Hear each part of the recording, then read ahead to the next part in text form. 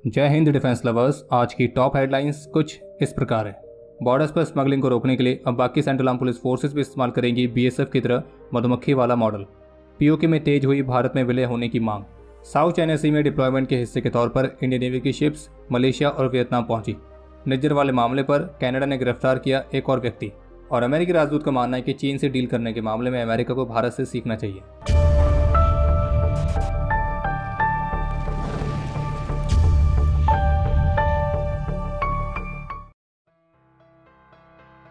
भारत की defence intelligence agency के DG lieutenant general DS Rana 13 मई से 15 मई तक तंजानिया की ऑफिशियल विजिट पर रहेंगे और उनके इस विजिट का प्रमुख उद्देश्य रहेगा दोनों देशों के बीच के डिफेंस टाइज को मजबूत करना और रीजनल सिक्योरिटी कोलैबोरेशन के लिए अलग अलग अपॉर्चुनिटीज को डिस्कस करना।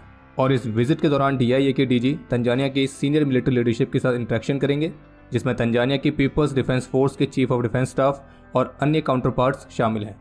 और इसके अलावा डीजी डीआईए द्वारा हाई कमीशन ऑफ इंडिया में स्थापित किए गए एक नए डिफेंस विंग का उद्घाटन भी किया जाएगा। और इतना ही नहीं बल्कि एक गुडविल जेस्चर के तौर पर डीजी डीआईए द्वारा तंजानिया की पीपल्स डिफेंस फोर्स के लिए भारत में मैन्युफैक्चर की गई बुलेट प्रूफ जैकेट्स भी उन्हें प्रेजेंट करेंगे। बाकी एक अपडेट यह है, आपको याद होगा कि कुछ समय पहले बीएसएफ ने बॉर्डर फेंसिंग्स पर बीहाइव्स को इंस्टॉल करने वाला एक नया इनिशिएटिव शुरू किया था। और इस इनिशिएटिव्स के माध्यम से जहां एक तरफ स्थानीय लोगों के लिए रोजगार के अवसर क्रिएट हो रहे हैं, वहीं दूसरी तरफ बॉर्डर्स पर इस तरह के मॉडल को अपनाने से ये जो बॉर्डर फेंस पर लगे हुए बीहाइव्स हैं यानी कि मधुमक्खी के छत्ते, तो एक क्रॉस बॉर्डर क्रिमिनल्स और स्मगलर्स के लिए एक डेटरेंट की तरह भी काम करती है। और ये वाला इनिशिएटिव वेस्ट बंगाल में डिप्लॉयड बीएसएफ की यूनिट द्वारा पहले शुरू किया गया था। तो अब केंद्रीय गृह मंत्रालय की तरफ से सभी सेंट्रल पैरामिलिट्री और एलाइड फोर्सेस को निर्देश दिए गए कि वे भी बीएसएफ की तरह इस बीहाइव्स ऑन बॉर्डर फेंस वाले मॉडल को अपनाएं। और इस मामले पर पीटीआई की तरफ से जारी की गई रिपोर्ट के मुताबिक ये जो निर्णय है ये अभी हाल ही में scientific bee keeping and honey mission की मीटिंग के दौरान लिया गया था। आज जम्मू कश्मीर के बंदीपुरा में इंटेलिजेंस एजेंसीज की तरफ से मिले स्पेसिफिक इनपुट्स के आधार पर इंडियन आर्मी और जम्मू कश्मीर पुलिस ने एक जॉइंट सर्च ऑपरेशन लॉन्च किया था। और अभी जिससे में हमें वीडियो रिकॉर्ड कर रहे हैं तब तक आई रिपोर्ट्स के मुताबिक इस ऑपरेशन के दौरान एक संदिग्ध व्यक्ति को गिरफ्तार किया गया है और उसके पास से 4 पिस्टल्स, एक हैंड ग्रेनेड और बाकी के वॉर लाइक सोर्स भी रिकवर किए गए। इसके अलावा एक अपडेट यह है कि आज दिल्ली के 2 हॉस्पिटल्स, जिसमें से एक है बुरारी गवर्नमेंट हॉस्पिटल और दूसरा है संजय गांधी हॉस्पिटल, तो इन दोनों हॉस्पिटल्स में बॉम्ब थ्रेट के ईमेल्स मिले थे। और फिर इन थ्रेटनिंग ईमेल्स की सूचना मिलते ही दिल्ली पुलिस की तरफ से तेजी से कार्रवाई की गई और मामले की इन्वेस्टिगेशन शुरू कर दी गई है।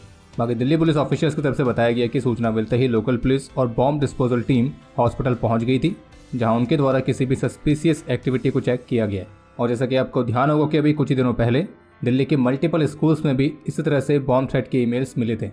बाकी एक और अपडेट है कि पीओके में महंगाई के कारण युद्ध जैसे हालात बने हुए हैं और यहाँ पे बिजली और आटे की कीमतों में बढ़ोतरी होने के बाद जो यहाँ की जनता है उनका धैर्य अब जवाब दे गया है। और पाकिस्तान गवर्नमेंट के खिलाफ जो यहाँ के स्थानीय लोगों ने प्रदर्शन शुरू किया था तो उसने अब अपना उग्र रूप ले लिया है। और इसको कंट्रोल करने के लिए जिस तरह से पाकिस्तान की पुलिस प्रशासन उन्होंने यहाँ के लोगों के खिलाफ क्रूरता दिखाई, तो उससे ये विद्रोह और भी भड़क गया है। जबकि न्यूज़ 18 की रिपोर्ट में इस मामले से जुड़े हुए ऑफिशियल के हवाले से बताया गया है कि हालिया विरोध प्रदर्शन और उनके हिंसक दमन से संकेत मिलता है कि जो पाकिस्तान है वो उस इलाके पर अपनी पकड़ खोता जा रहा है जिस पर उसने दशकों से अवैध तरीकों से कब्जा करके रखा हुआ है। और उन्होंने ये भी बताया कि यहाँ रावलकोट में कई ऐसे पोस्टर्स भी देखे गए जिसमें पीओके को भारत में मिलाने की मांग की गई है। जानकारी के लिए आपको बता दें कि इस विरोध प्रदर्शन की शुरुआत जम्मू कश्मीर संयुक्त अवामी एक्शन कमेटी द्वारा की गई थी, जब कमेटी ने पाकिस्तान की सरकार द्वारा फरवरी में हुए समझौते का पालन नहीं किए जाने पर पूरे इलाके में शटर डाउन और चक्का जाम का आह्वान किया था। फिर कमेटी बिजली बिलों पर लगाए गए अन्यायपूर्ण टैक्स का विरोध कर रही थी। इसने अगस्त 2023 में भी टैक्स को लेकर हड़ताल किया था और उनकी मांग है कि लोगों को बिजली पानी की उत्पादन लागत के हिसाब से बिजली प्रदान की जानी चाहिए। और अब ये जो विरोध प्रदर्शन है वो पीओके के कई जिलों में फैल गया है और लोग पाकिस्तान पुलिस के बर्बरता और यहाँ पे मानवाधिकार उल्लंघन के खिलाफ सड़कों पर उतर आए हैं। और ये विरोध प्रदर्शन 2 नाबालिग लड़कियों की मौत के कारण और तेज हो गया है। और इन लड़कियों की मृत्यु हुई थी पाकिस्तानी पुलिस द्वारा किए गए लाठीचार्ज और उन पर फेंके गए टीयर गैस के संपर्क में आने से। और इतना सब होने के बावजूद भी अभी भी जब हम ये वीडियो रिकॉर्ड कर रहे हैं तो इस पूरी घटना पर इंटरनेशनल मीडिया की तरफ से कोई खास कवरेज अभी तक देखने को नहीं मिली है। बाकी पीओके में इंटरनेट को शट डाउन किया जा रहा है और भी पाकिस्तानी फोर्सेस पीओके भेजी जा रही हैं। और इस पूरी घटना में पाकिस्तानी सिक्योरिटी फोर्सेस के कई सारे पर्सनल की कैजुअलिटीज होने की भी रिपोर्ट है।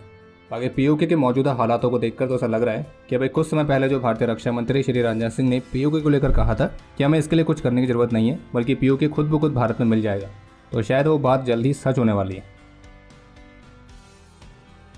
साउथ चाइना सी में अपने ऑपरेशनल डिप्लॉयमेंट के हिस्से के तौर पर इंडियन नेवी की 2 शिप्स INS दिल्ली और INS शक्ति मलेशिया पहुंच चुकी है। और वहीं दूसरी तरफ इंडियन नेवी की INS किल्टन वियतनाम में है। और INS किल्टन की जो विजिट है वो इंडियन नेवी और वियतनाम नेवी की मैरीटाइम पार्टनरशिप एक्सरसाइज के साथ समाप्त होगी। और जबकि मलेशिया में भी इंडियन नेवी की शिप्स मलेशियन नेवी के साथ मैरीटाइम पार्टनरशिप एक्सरसाइज का हिस्सा बनेगी। बाकी इसके अलावा एक अपडेट यह है कि अभी हाल ही में वज्रकोर के GOC ने आर्मी के न्यूली इंडक्टेड वेपन्स और हेक्साकॉप्टर के साथ इंटीग्रेटेड स्मॉल आर्म्स की फायरिंग को विटनेस किया था। और इन टेक्नोलॉजीज का एडॉप्शन इस बात को दर्शाता है कि आर्मी अपने आप को भविष्य के युद्धों के लिए तैयार कर रही है। और इससे संबंधित कुछ वीडियोस और इमेजेस इंडियन आर्मी की वेस्टर्न कमांड की तरफ से भी शेयर की गई थी। इसमें आप देख सकते हैं कि कैसे हेक्साकॉप्टर में असॉल्ट राइफल को माउंट करके उससे फायरिंग भी कंडक्ट की जा रही है। तो जैसा कि आप सभी को ध्यान होगा कि कनाडा की पुलिस ने निज्जर वाले मामले पर इससे पहले 3 लोगों की गिरफ्तारी करी थी।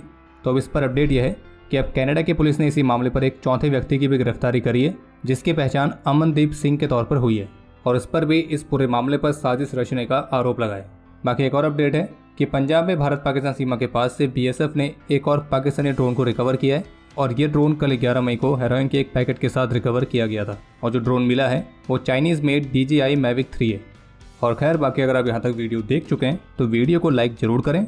और बाकी आप में से जितनों को भी मिलिट्री से इंस्पायर्ड मर्चेंडाइज में दिलचस्पी है तो उसके लिए squadron.in को विजिट जरूर करें।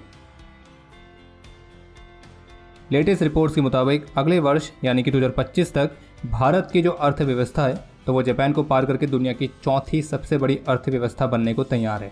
और लगभग दशक पहले भारत की GDP जो कि दुनिया में 11वें नंबर पर आती थी तो वही अब अगले साल तक चौथे नंबर पर पहुंचने के लिए तैयार है। इसके अलावा एक इंटरेस्टिंग अपडेट यह है कि अभी हाल ही में एक US थिंक टैंक जिसका नाम है council on foreign relations, short form में CFR, तो इनके द्वारा एक इवेंट ऑर्गेनाइज किया गया था। और इस इवेंट को संबोधित करते हुए भारत में अमेरिकी राजदूत एरिक गार्सिटी ने पन्नू वाले मामले को लेकर एक महत्वपूर्ण स्टेटमेंट दी कि इस मामले और अभियोग पर भारत ने जो अमेरिका के साथ प्रतिक्रियाएं साझा की हैं उससे अमेरिका संतुष्ट है। और इस मामले पर अमेरिका भारत से जिस तरह की जवाबदेही चाह रहा था तो वैसे ही उसको भारत से मिली भी है। और इस मामले की इंक्वायरी के लिए भारत ने भी कमीशन इस्टेब्लिश किया है और अमेरिका भी उससे इन्फॉर्मेशन एक्सपेक्ट कर रहा है। और तो और उन्होंने इस बात को भी स्वीकार किया है कि भारत ने जो रशिया से ऑयल इंपोर्ट किया था तो रशियन ऑयल की खरीद में भारत ने कोई भी उल्लंघन नहीं किया है, बल्कि उल्टा भारत ने ग्लोबल मार्केट के ऑयल प्राइस को स्टेबलाइज करने में मदद की है। और जबकि चीन से उत्पन्न होने वाले खतरे पर बात करते हुए उनका कहना था कि जिस तरह से भारत ने 4 वर्ष पहले टिकटॉक को बैन किया तो उसी तरह से चीन से डील करने के मामले में हमें भारत से सीखना चाहिए। बाकी रशिया के साथ भारत के रिश्तों को लेकर उन्होंने इस बात को स्वीकार किया है कि भारतीयों के अंदर रशिया के लिए बहुत सारी गुडविल है और उसका कारण यही है कि रशिया तब भी भारत के साथ खड़ा था जब हम उसके साथ खड़े नहीं थे। और अमेरिकी राजदूत का ये भी मानना है कि अब से 10 साल बाद भारत एक वाइब्रेंट डेमोक्रेसी होगा जैसा कि अभी है। और अब समय है आज के इतिहास का। आज के दिन 1992 में 15 असम राइफल्स के राइफलमैन प्रतापन VK, 2015 में 23 असम राइफल्स के राइफलमैन मंजीत सिंह, 1981 में 7 असम राइफल्स के राइफलमैन दरवान सिंह और 1992 में 15 असम राइफल्स के राइफलमैन मैथियास टोपनो वीरगति को प्राप्त हुए थे। और आपके लिए आज का प्रश्न यह है कि फिलीपींस ने भारत से ब्रह्मोस मिसाइल का कौन सा वेरिएंट खरीदा है। और अब समय है आज के टॉप 3 कमेंट्स का, जो ये रहे आपकी स्क्रीन पर।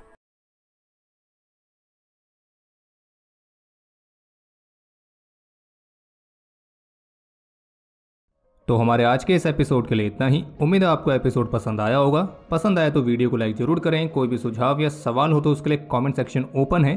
और अगर आपने अभी तक डिफेंस स्कॉट की सुपर ऐप को डाउनलोड नहीं किया है तो आज ही डाउनलोड करें और एक्सप्लोर करें डिफेंस की दुनिया को एक अलग तरह से। बाकी जल्द ही मिलेंगे नए एपिसोड के साथ। तब तक के लिए जय हिंद, जय भारत।